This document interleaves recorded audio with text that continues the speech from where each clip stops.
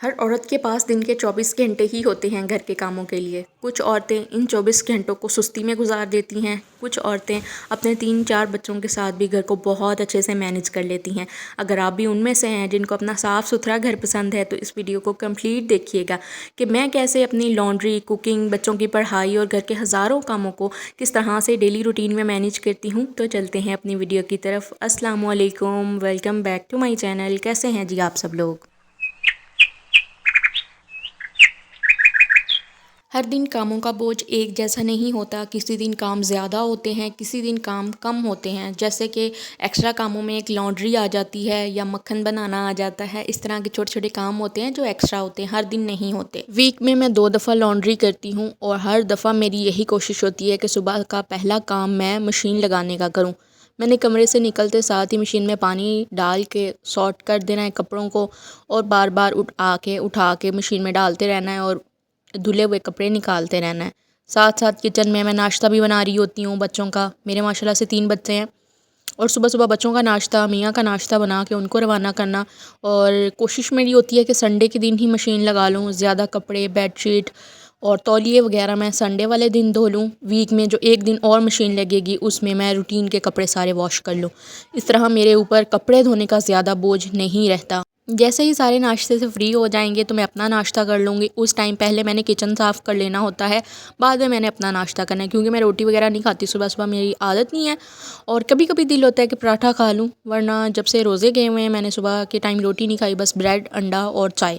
مجھے یہ ناشتہ ہی اچھا لگتا ہے اور کافی عرصے سے میں یہی ناشتہ کر رہی ہوں۔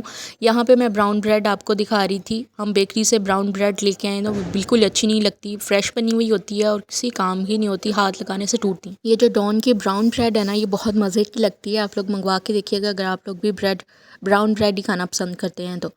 اس کے بعد یہ کچھ فروٹ وغیرہ اور سبزی آئی ہوئی تھی تو میں نے کہا اس کو بھی سنبھال لیں ٹائم پہ۔ آج کل روم ٹیمپریچر پہ رکھنے سے بہت زیادہ اوپر چھوٹے چھوٹے سے بگس آ کے بیٹھ جاتے ہیں، تو عجیب سا ہوتا رہتا ہے سارا دن۔ کور کر کے ہی رکھنی چاہیے سبزیاں، لیکن ٹوکری میں تھوڑے چھوٹے چھوٹے نشان ہوتے ہیں، اس وجہ سے بھی وہ اندر گھس جاتے ہیں۔ اس کے علاوہ اگر فریج میں رکھیں تو ٹھنڈا مطلب سیب بھی ٹھنڈا، کیلا بھی ٹھنڈا، تو بچے کھاتے نہیں ہیں صحیح سے، مجھے ایسا لگتا ہے۔ تو خیر اس کے بعد جو سبزی آ چکی تھی، صبح صبح ہی سوچ لیں کہ آج آپ نے کیا پکانا ہے یا رات کو سوچ لیں۔ میں تو جیسے ہی رات کا سالن ختم ہوتا ہے تو میرے دماغ میں یہی چل رہا ہوتا ہے کہ صبح کو کیا بنے گا، تو کچھ نہ کچھ دماغ میں آ ہی جاتا ہے کہ ہاں صبح کو یہ والا سالن ہم بنا لیں گے۔ کچھ بچے ہوتے ہیں کہ جن کو کوئی سالن پسند نہیں آتا، کوئی سالن ہوتا ہے جو انہوں نے شوق سے کھانا ہے، ادروائز روز نخرے چل رہے ہوتے ہیں بچوں کے کہ آج ہم نے یہ سالن نہیں کھانا، کچھ اور ہونا چاہیے۔ تو ایک دفعہ دن میں بچوں کو انڈا ضرور دیں۔ اس کے علاوہ ہر ٹائم تو انڈے نہیں چل سکتے، اس طرح سے بجٹ ہی مینج نہیں ہوتا، تو یہ بچوں کے لیے جو ان کو پسند ہے وہ بنا کے رکھ لیں۔ اگر دال شوق سے کھاتے ہیں تو دال بنا لیں، 1-2 دن بچے کو دیتے رہیں تو 2 دن وہ چلتی رہے گی، بچہ شوق سے کھا بھی لے گا۔ جیسے میرے بچے آج کل چنے کا شوربہ بہت پسند کر رہے ہیں، ہرے چنے آج کل سیزن میں ہیں، تو میں ان کو ڈیلی تازہ شوربہ بنا دیتی ہوں۔ ہم سب بھی وہی کھا رہے ہیں، 4 دن سے ہم لگاتار تازہ شوربہ بنا کے چنے کا، اس میں تھوڑا سا چکن ڈال لیتی ہوں، بہت مزے کا ٹیسٹ لگتا ہے۔ ساتھ میں آپ تھوڑا سا مسالہ، قورمہ مسالہ یا کوئی بریانی مسالہ ہلکا سا ڈال دیا کریں۔ پہلے مجھے بہت برا لگتا تھا کہ پتہ نہیں لوگ کیوں ہر سالن میں یہ بریانی مسالہ، قورمہ مسالہ ڈال دیتے ہیں، کتنا عجیب لگتا ہے نا، ہر دن ان کے گھر سے یہی خوشبو آ رہی ہوتی ہے۔ پہلے ہمارے نیبرز ہوتے تھے وہ بھی ایسا ہی کیا کرتے تھے، لیکن آج کل میں بھی یہی کرتی ہوں۔ شوربے کے سالن میں تھوڑا مسالہ ضرور ڈال دیتی ہوں، اس سے بڑی پیاری گوشت کی اسمیل ایک سالن کی آتی ہے، تو بچے شوق سے کھاتے ہیں کہ آج مما نے بہت اچھا کچھ پکایا ہوا ہے، کیونکہ خوشبو ایک الگ آ جاتی ہے سالن کی۔ تو بس میرا ناشتہ چل رہا تھا، ساتھ میں میرے کپڑے آدھے سے زیادہ دھل چکے تھے، اور بس میں نے ساتھ ساتھ ناشتہ کرنے کے فوراً بعد میں نے سارے کپڑے نتار کے ان کو ڈال دینا ہے تار پہ۔ آج کل دھوپ کڑک نکل رہی ہے تو سکھانے کی ضرورت ہی نہیں ہے، ایسے ہی کپڑے سوکھ جائیں گے۔ تو اسی طرح سے میری ہر دفعہ کی روٹین یہی رہتی ہے، کپڑے بھی دھل چکے ہوتے ہیں، صبح کا ناشتہ بھی بن چکا ہوتا ہے، اور آگے دن میں دوپہر کا سالن کیا بننا ہے، میری یہی کوشش ہوتی ہے کہ صبح ناشتہ ختم کرنے کے بعد میں کچن میں آ کے سالن بنا دوں، باقی کے کام تو چلتے رہیں گے ساتھ ساتھ۔ جو خواتین ایک کام کو پکڑ لیں اس کو کرنے کے بعد دوسرے کام کو پکڑیں تو اس طرح پورا دن لگے رہیں گی، اس طرح لگے گا کہ آپ نے بہت زیادہ کام کر لیے ہیں اور آپ کے کام پھر بھی ختم نہیں ہوئے۔ آپ ملٹی ٹاسکنگ کریں گی تو یقین کریں آپ کے کام بھی بہت جلدی ختم ہوں گے۔ ایک کام کرتے کرتے آپ کے 3 کام ساتھ میں چل رہے ہوں گے تو بہت آسانی رہے گی، سارا کار صاف ہو جائے گا، تو سارا گھر بھی صاف ہو جائے گا، آپ بھی ریلیکس رہیں گی۔ ساتھ میں بچوں کو ضرور انوالو کیا کریں۔ اب میرے بیٹے ماشاءاللہ بڑے ہیں، میرا بیٹا 10 سال کا ہے، دوسرا میرا بیٹا 8 سال کا ہے۔ بہت زیادہ کام نہیں لیکن تھوڑے تھوڑے کام میں ان سے ضرور لیتی ہوں، بالکل فری نہیں بیٹھنے دیتی۔ جیسے جمعہ بھی چھٹی، ہفتہ بھی چھٹی، اتوار بھی چھٹی، جب بچے گھر ہوتے ہیں نا تو کام بہت بڑھ جاتا ہے۔ صبح کا ناشتہ ختم ہوا نہیں ہے تو اور ہمارے برتن دھونے کے کام، کپڑے دھونے کے کام، تو چھوٹے موٹے کھلارے سمیٹے نہیں ہیں تو بچوں کو پھر سے بھوک لگ جاتی ہے، تو ان کو اپنے ساتھ کاموں میں انوالو رکھیں، کچھ نہ کچھ ان سے بھی کام لیں تاکہ وہ بھی کہیں نہ کہیں مصروف رہیں۔ فارغ بیٹھے رہیں گے تو بار بار کھانے کو مانگتے رہیں گے۔ میرا گھر ایسا ہے کہ 2 ہی کمرے ہیں، ایک کچن ہے اور دوسرا کمرہ ہے، تو میں کپڑے دھونے کے بعد رکھتی ہی نہیں ہوں، مجھے بہت تپ چڑھتی ہے کپڑے دیکھ دیکھ کے۔ تو میں نے کہیں پہ بھی کپڑے نہیں رکھنے ہوتے، نہ بالٹیوں میں ڈال کے، نہ ادھر ادھر کہیں پہ نہیں رکھنے، صرف میں نے بیٹھ جانا ہے اور کپڑے الگ الگ کرنے ہیں۔ کچھ میں نے تہہ لگا لینے ہیں، کچھ بچوں سے کہہ دینا یا پھر میں نے تہہ لگا کے رکھ دینے ہیں، بچوں نے اٹھا اٹھا کے اپنی الماریوں میں رکھ لینے ہیں۔ اس سے نا کپڑے بہت جلدی سمیٹے جاتے ہیں اور جو ایک دن کا کام اگلے دن پہ جاتا ہے نا وہ نہیں ہوتا۔ کپڑے استری کرنے کا کام جس دن میں لانڈری کر لوں اس کے اگلے دن صبح صبح ہی میں نے کپڑے استری کرنے کا کام کر لینا ہوتا ہے۔ اس طرح نا لانڈری کر کے اسی دن کپڑے استری کرنے لگ جاؤ بہت تھکاوٹ ہو جاتی ہے، اور جن کے پٹھوں کو کھچاؤ رہتا ہے نا وہ تو ایسا پنگا لیں بھی نہ کیونکہ ایسا کر لینا جس دن شام کو ہلا نہیں جا رہا ہوتا اور بہت تھک جاتے ہیں۔ اپنے آپ کے ساتھ زیادتی نہ کریں کاموں کی، کیونکہ کام تو ایک عورت نے کرنا ہی ہے، دن کے 24 گھنٹے وہ لگی رہتی ہے۔ اگر رات کو بھی ہے تو رات کو بھی، اگر بچے چھوٹے ہیں تو ڈیوٹی رہتی ہے رات کو، کوئی بچہ ہل گیا ہے، کسی نے پیشی کرنے جانا ہے، کسی نے فیڈر لینا ہے، اس طرح کا چلتا رہتا ہے سلسلہ۔ تو ہمارے 24 گھنٹے چل سو چل ہی ہے، نیند میں بھی ہم لوگ سکون میں نہیں ہوتے، دماغ ایکٹیو ہی ہوتا ہے۔ تو اب میرے جو بیٹے کا ٹائم تھا وہ ٹیوشن جانے کا تھا، تو میں اس کے کپڑے آئرن کری تھی، اس کی واچ نکال کے رکھوں گی تاکہ بچے جب گھر سے باہر جائیں نا کوشش کریں صاف ستھرے کپڑے ہی دیں ان کو۔ گھر میں رہ رہے ہیں، نکر شرٹ ہے، آپ نے استری کی ہے نہیں کی ہے کوئی بات نہیں ہے، لیکن جب بچہ گھر سے باہر جائے، کہیں ٹیوشن پڑھنے کے لیے جا رہا ہے تو کوشش کریں بچوں کو آئرن کیے ہوئے ہی کپڑے پہنائیں، بچہ بھی پریزنٹیبل لگتا ہے اور آپ کی عزت بھی بنتی ہے کہ بچہ صاف ستھرے گھر سے آیا ہے۔ اس کے بعد میں اس کی واچیں نکال لوں گی، 2-3 واچیں ان کی ہیں، میں اس طرح سے پیکٹ میں ڈال کے رکھ لیتی ہوں۔ ڈیلی بیسس پہ تو سارے نہیں پہن رہے ہوتے، عید شبرات بھی پہنتے ہیں یا جمعے والے دن بچے پہن لیتے ہیں، تو بس ٹیوشن جانے کے ٹائم پہ بھی میں ان کو کہتی ہوں آپ پہن جایا کرو، اسکول میں بھی پہن جایا کرو، رکھ رکھ کے کیا کرنی ہے۔ تو ان کو اس طرح سے بچوں کو عادت بھی لگتی ہے اور بچے اچھے بھی لگتے ہیں۔ اور کوشش کریں جو چیز آپ نے کھولی ہے، جیسے میں نے دراز کھولا ہے، اگر بے ترتیب چیزیں ہیں تو فوراً سے سیٹ کر لیں۔ کوئی چیز اٹھائی ہے وہ آپ کو گندی لگ رہی ہے، اس کو فوراً سے کپڑا لگا کے صاف کر دیں، اس طرح سے نا آپ کی چھوٹی چھوٹی چیزیں بھی صاف ستھری لگنے لگیں گی۔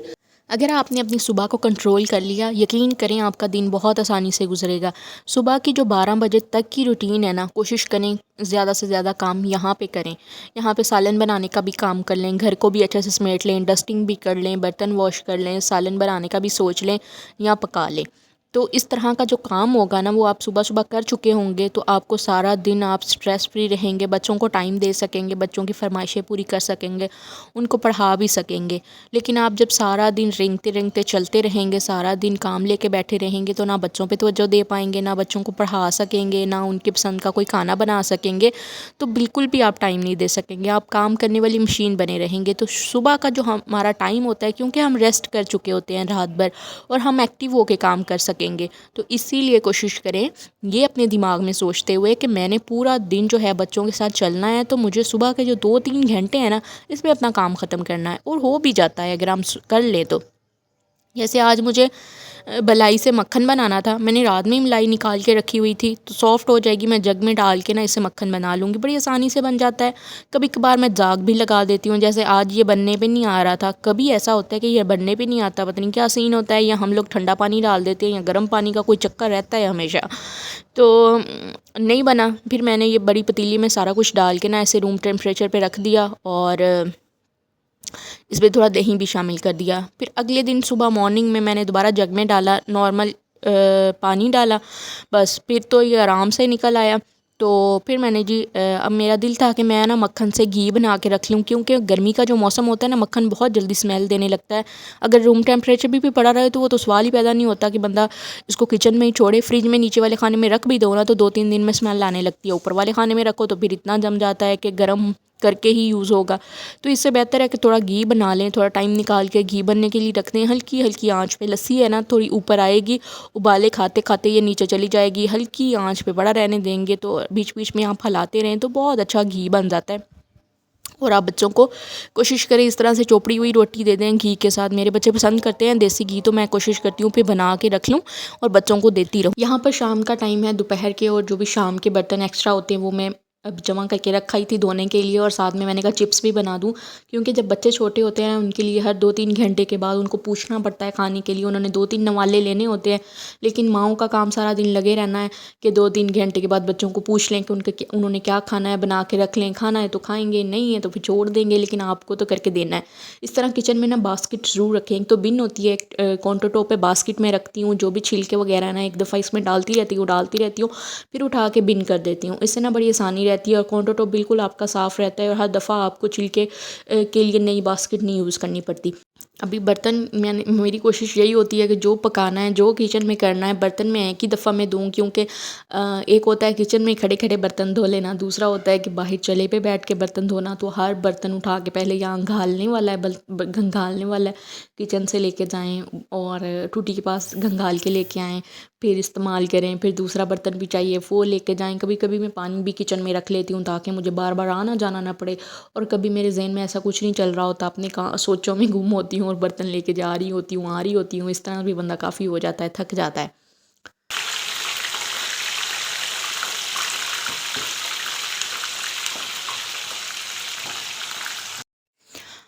اب آتی ہے جی برتن دھونے کی باری. برتن دھوتے ہوئے جو بھی باسکٹ آپ نے یوز کرنی ہے برتنوں والی اس کو ایک دفعہ ضرور ڈیلی دھو لیں.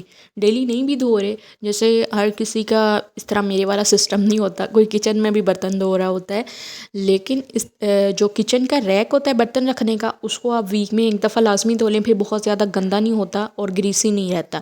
اور جب اگر آپ کی اس طرح کی باسکٹ ہے جیسے میری باسکٹ ہے تو میں اس کو جب بھی برتن دھونے لگتی ہوں نا ایک دفعہ اچھے سے دھو لیتی ہوں، برش سے نیچے برش مار کے نا صاف کر دیتی ہوں. اس سے نا جو بھی یہ میل کچیل سی اس کے اوپر چمکتی ہے نا تو وہ بری نہیں لگتی. بالکل آپ کی ٹوکری جو ہے برتنوں کے ساتھ ساتھ ٹوکری بھی صاف رہتی ہے. اور ساتھ ساتھ میری چپس بھی بن رہی تھی، میں برتن بھی دھو رہی تھی اور آ کے چپس کو بھی دیکھ رہی تھی. ہلکی آنچ پہ میں نے ذرا کر دی تھی، میں نے کہا ذرا اچھا سا کلر آ جائے اس کا، اچھا سے پک جائے، پھر بعد میں آگ تیز کر کے اس کو کلر دے دوں گی. تو اب میں آپ کو بتاتی ہوں کہ ہم نے جو دیسی گھی بنایا ہے اس کے بعد جو دیچکی میں تھوڑا گدا سا بچ جاتا ہے اس کا ہم کیا کر سکتے ہیں، کیونکہ وہ بعض دفعہ ہم لوگ اس طرح سے پھینک دیتے ہیں. اس میں بھی بڑی طاقت ہوتی ہے، اس میں گھی بھی اچھا ہوتا ہے، دبا دبا کے نکال بھی لیتے ہیں، لیکن پھر بھی اس نے گھی کافی ابزارب کیا ہوتا ہے. تو ہم کیا کر سکتے ہیں اس کے ساتھ، یہاں تو پہلے تو اس گھی کو چھان لیں گے بہت اچھے طریقے سے، اور دوسرا پھر ہم کوشش کریں گے کسی اسٹیل کے برتن میں ہی گھی نکال کے رکھیں. پہلے میں کیا کرتی تھی پلاسٹک کے برتن میں گھی رکھ لیتی تھی. وہ کیا ہوتا ہے، نہ بندہ اس کو گرم کر سکتا ہے، اس کے ٹھنڈے ہونے کا ویٹ کرے گا، یا چھری سے نکالیں گے تو وہ پلاسٹک کا ڈبہ ہی ٹوٹ جائے گا. اس سے بہتر ہے کہ اسٹیل کے برتن میں اسٹیل کے کسی باؤل میں ڈال کے رکھ لیں، یا اس طرح کی کوئی کلفی، یہ جو اسٹیل کے ڈھکن والی کلفیاں ہوتی ہیں اس کو کلفی کہتے ہیں سرائکی میں لوگ، تو یا اس طرح کے کوئی اسٹیل کے ڈبے میں ڈال کے رکھیں. اس سے کھولنا بھی آسان. اس کو فریج میں رکھیں آپ، بے شک گرمی ہے فریج میں رکھیں، تھوڑا جمع جمع سا رہے گا. دوسرا یہ ہے کہ آپ اس کو گرم کرنا چاہیں تو گرم کر سکتے ہیں دوبارہ. اگر فریج میں رکھا ہے تھوڑا روم ٹیمپریچر پہ لے کے آنے کے لیے آپ اس کو تھوڑا گرم کر سکتے ہیں. اس سے آپ کا ڈبہ خراب نہیں ہوگا، اسٹیل ہے دھونے سے صاف ہو جائے گی. پلاسٹک کا جو ڈبہ ہے نا وہ ٹوٹنے کا خدشہ رہتا ہے. اب جو ہمارے پاس اس کی بیس میں بچا ہوا مسالہ مکسچر ہے، اس کے اندر یا تو بیسن ڈال لیں یا پھر آٹا ڈال لیں.